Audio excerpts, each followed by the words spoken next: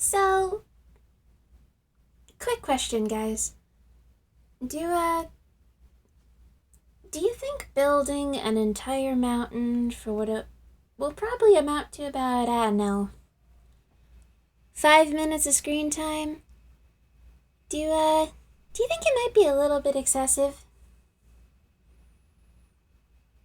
I think it might be a little bit excessive. Oh well. Too late now. Hello everyone, my name is Sweetaffy and this is Block Ramble. Today, we're talking about Shooth, but I mean smooth basalt. Honestly, the fact that, I can't get a better looking M using like this size of font, it's been driving me crazy since like the very first video that I made, this entire time. But anyways, my font difficulties aside, yes, today we are talking about smooth basalt. Now, this is probably one of my favorite blocks in the game, specifically because I think it makes a really good asphalt. Like, I know there are like tons of other blocks that you could use, like concrete powder or like even concrete, but like that's like, really boring and like ugh. But I don't know, I just think when I look at it, I think asphalt, like kind of old, cracked, slightly faded asphalt, I guess. Maybe it's been like brine during the winter or something. I don't know, but yeah. When I look at it, that's what I see. But like honestly, I think I just really love the texture of smooth basalt, like, even if it's not being used as asphalt. I don't know. It's not like a crazy busy texture, but it also like really looks good from a distance. And it's not like a super boring texture either, like, concrete, or I guess the terracotta is kind of boring too. It's a good texture.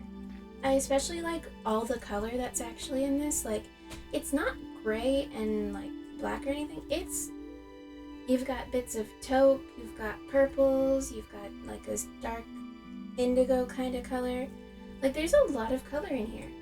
And like, especially I think like that purpley kind of color, it really works well with like, say, blue terracotta, which is why it's one of the combinations on the other side of this here wall.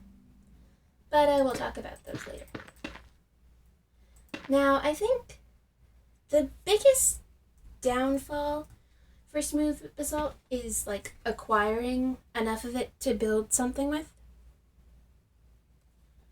Like, you can find it in like a couple places in the overworld. Like, it's the outer layer of geodes, or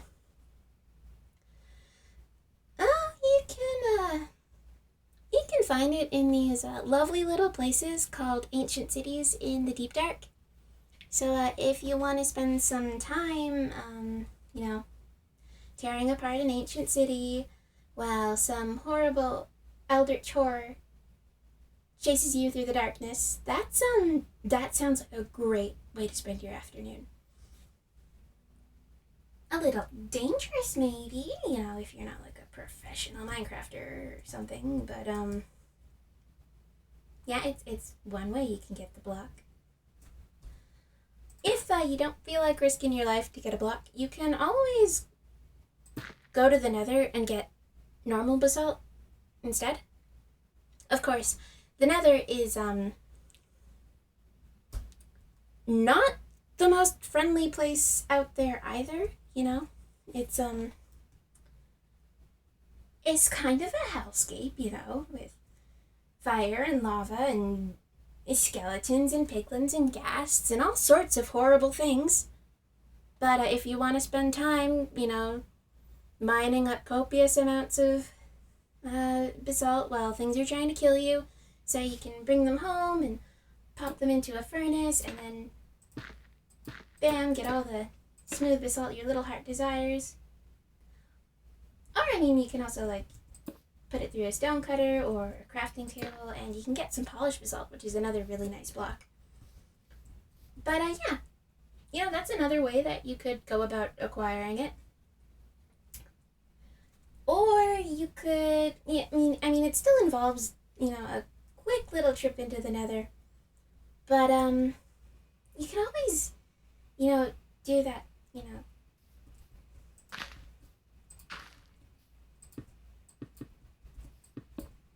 That thing where you take the blue ice and the soul soil and yeah.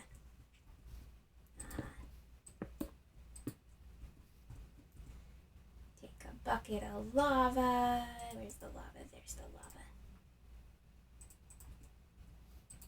You know, and when it flows in, it boom, basalt generator. But like not really, cause I don't know how to technical Minecraft or like to redstone or like make contraptions and functioning machines and what. And that is not the kind of witchcraft that I choose to involve myself in. No, not my department. So sorry.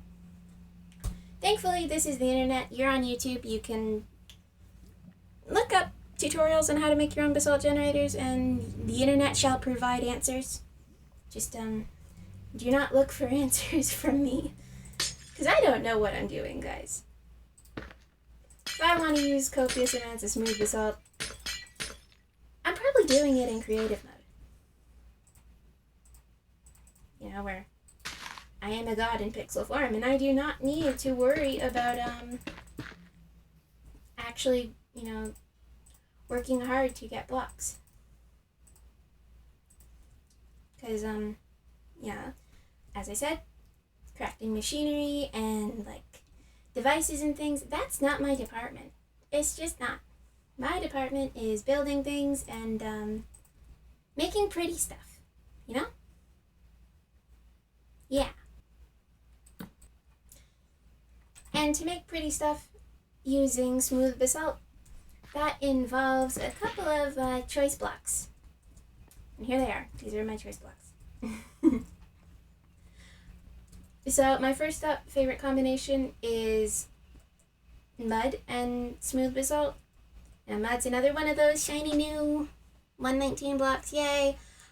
But I think it looks really nice when like you're using it to like texture like large sections of smooth basalt.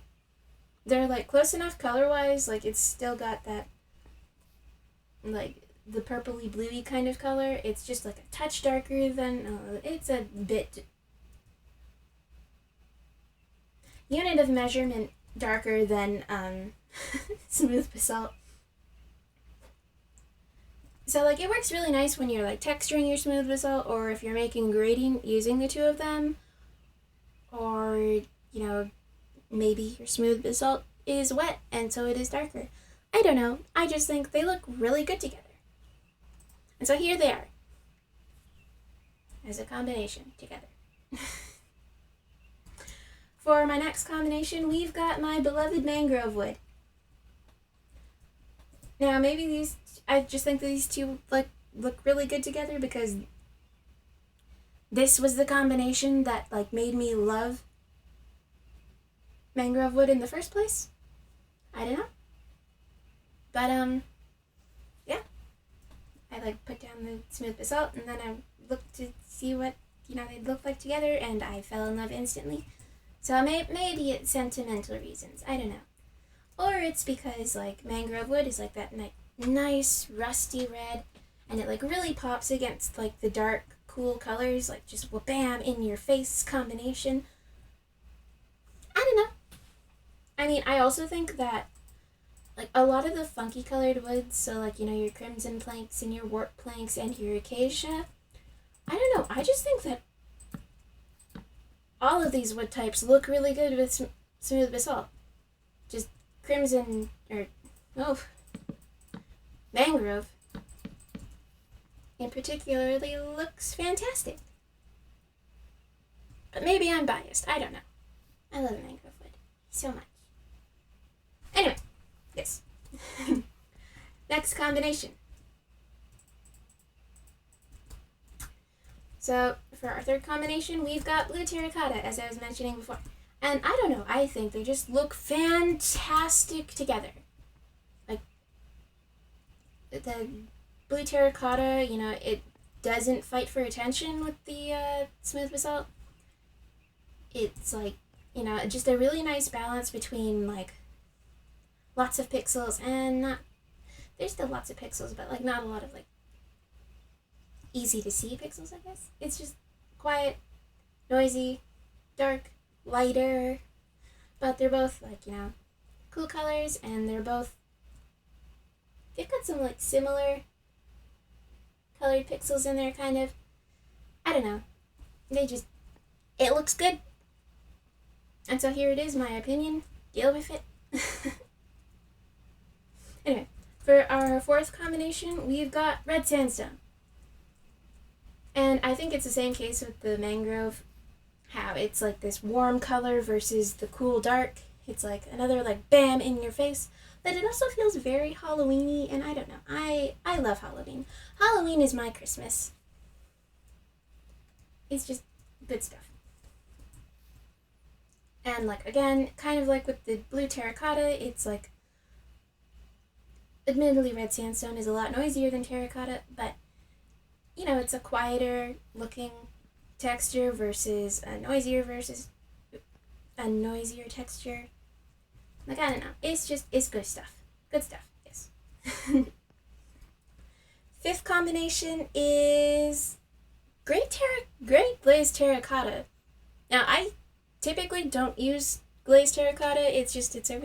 They're all really noisy blocks, and I'm not sure how I can like use them without them like sticking out like a sore thumb. But like in this case, I don't mind it. Like there's some like really similar colors mixed in, I guess, which kind of help them blend in with one another. And like it's a funky combination, but I don't hate it. I like it even, which is again why it's here. Yeah. Anyway, for our last combination, as you can see, it's a lot of different things.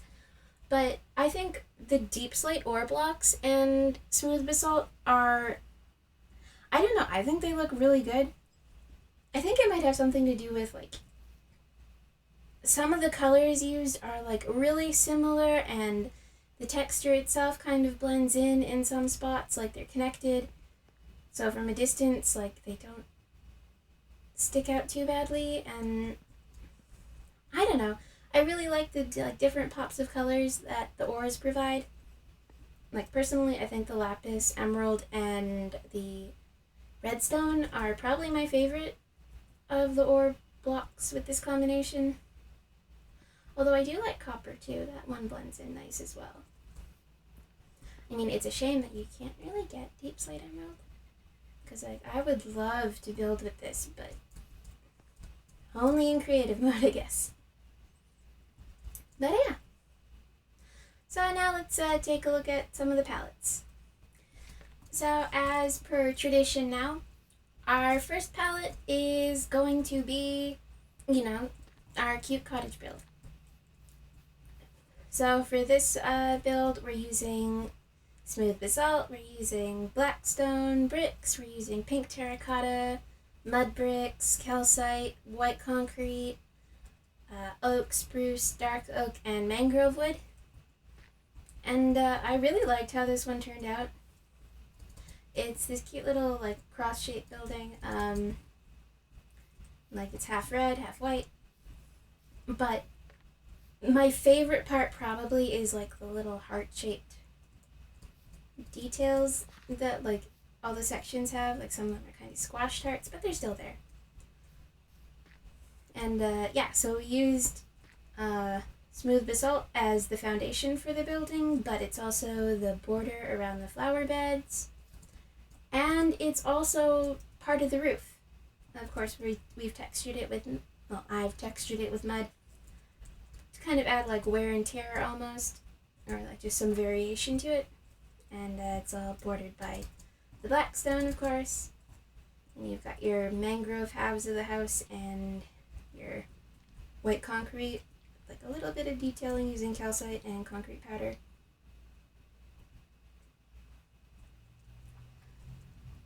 And then if we come inside,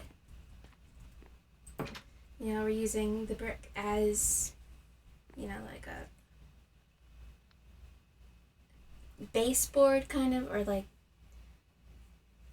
you know, just a detail to the wall, so they're not just, you know, expanses of pink terracotta or calcite or white concrete.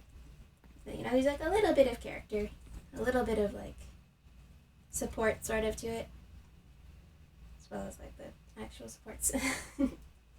Yeah, so we've got an entryway here, a little bit of storage, some decorations and things, kind of a closet-y thing here. No.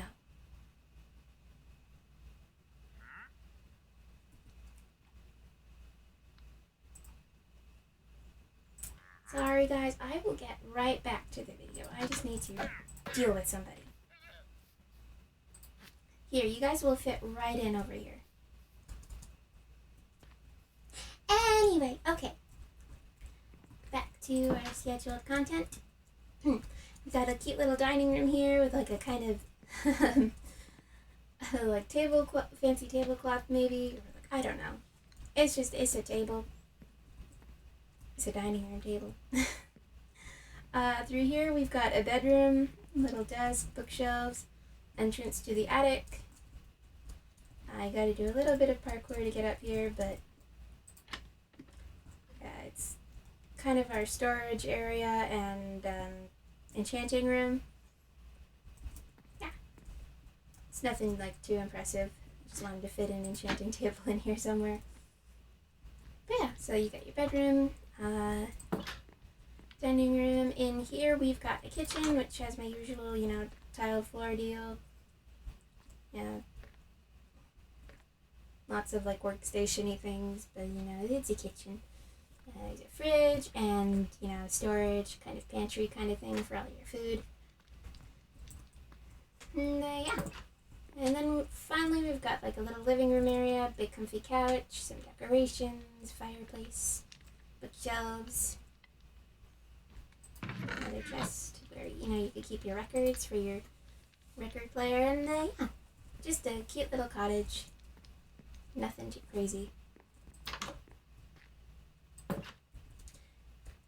Now for our next build, yeah, it's a spooky circus, I think. Looks like a spooky circus, or at least like a Halloween themed kind of circus deal. Not quite sure. But yeah, we've got kind of like this little booth here. I don't know if, you know, they're selling tickets or telling fortunes or what, but you know, there. The palette for this build, it involves like a few other colors and things, but mostly it's, you know, smooth basalt, our deep slate ore blocks. We've got purple concrete, mangrove wood, blue terracotta, dark oak. We've got our warped and crimson planks as well. And like I use some of the stems for texturing my blue terracotta, because why not? But yeah. We'll go in here first, and we've got a couple like stally things. And behold, a creature made of iron, and yet it moves and feels pain.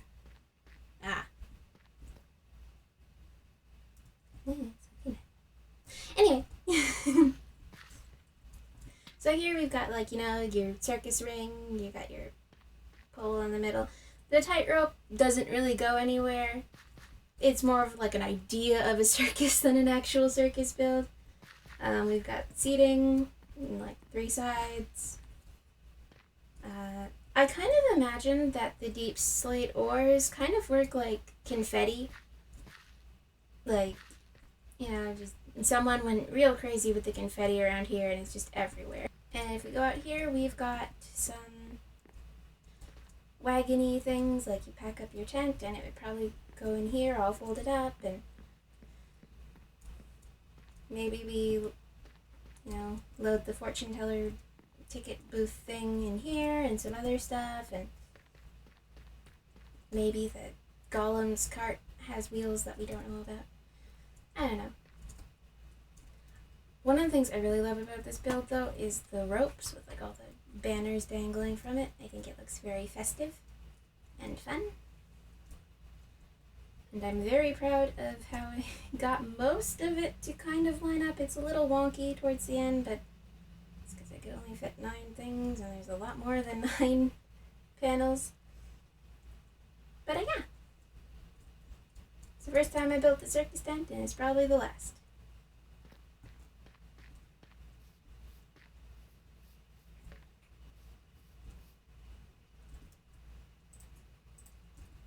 Anyway.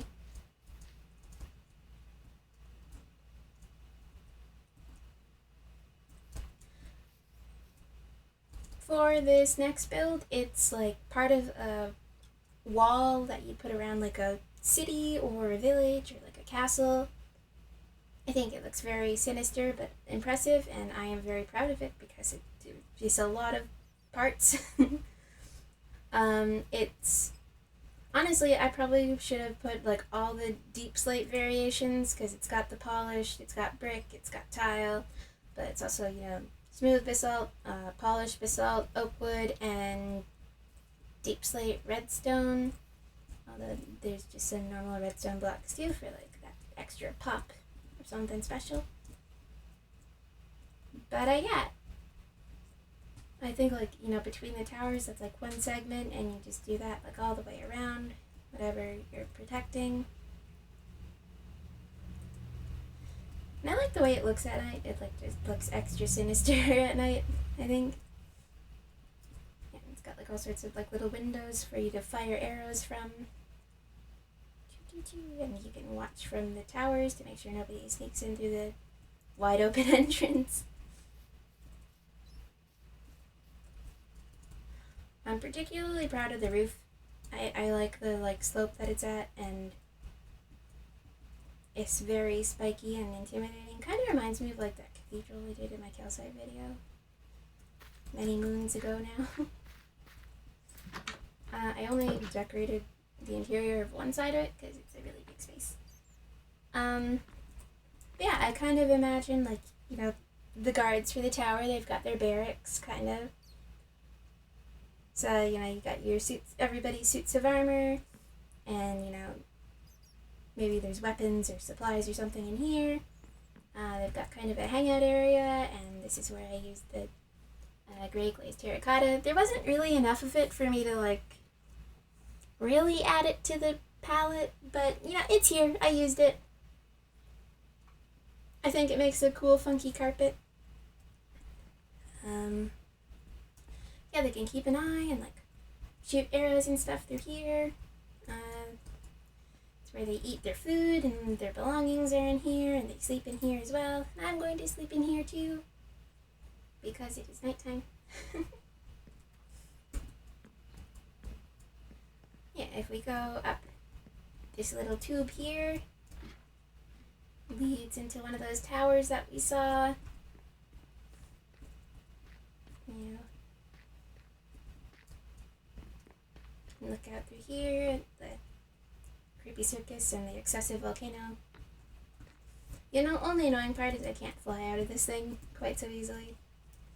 If I cross through the hallway to the very end and then jump up, then I can fly out. But yeah, it's my cool sinister castle wall thing. And last but certainly not least, we've got our last palette and build. So we've got a bit of a gradient here.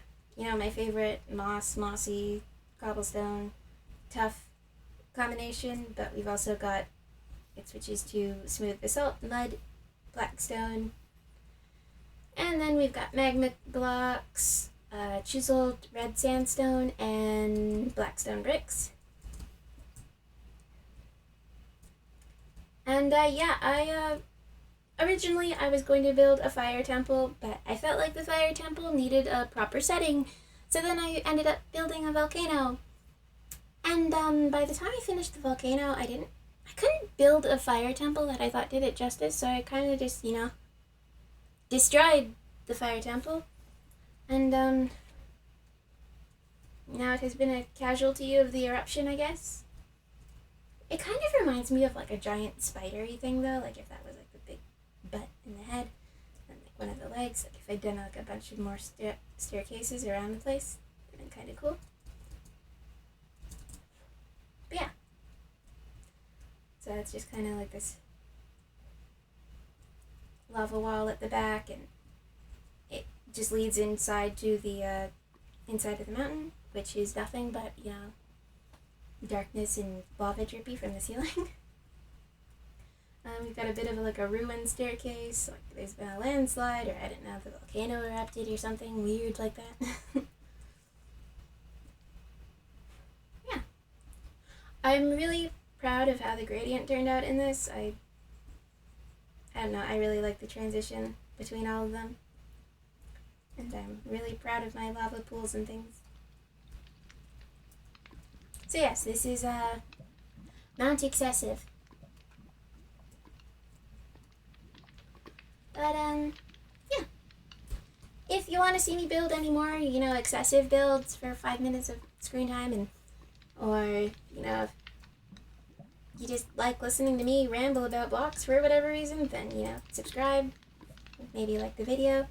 If you want to see me build anything like specific, or if you want to suggest a block or whatever, leave a comment, and yeah, I'll see you guys next time. Bye bye.